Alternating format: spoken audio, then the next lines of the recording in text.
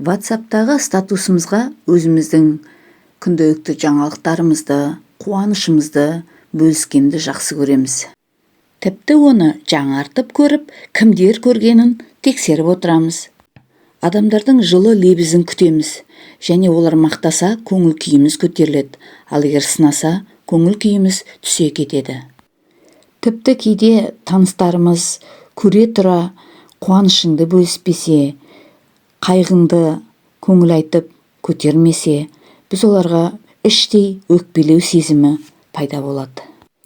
Бір жағынан, осы статусқа суреттерді қою арқылы біз адамдардың өзіңе қаншалықты жақын, жанашыр екенін біле аласың.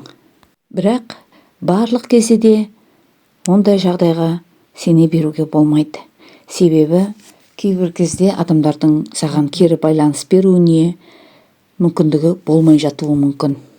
Сонда да біздің статусқа сурет қойғанымыз әлеуметтік желілерде, Инстаграмда, сториске өзіміздің қуанышымызды, жаңалықтарымызды, жүрген тұрғанымызды салғанымыз, бұл біздің сыртқы бағалауға деген тәуелділіктің бар екендігін көрсетеді.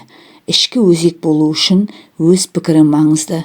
Өз отбасындағы қуанышты өз ортаңда, өз жақындарыңмен ғана бөліскенің абзал.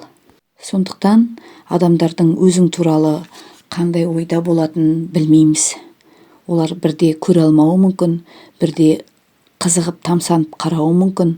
Сондай кездерде тіл көз деген бар нәрсе. Сондықтан өз қуанышыңды өзің ғана білгенің жөн.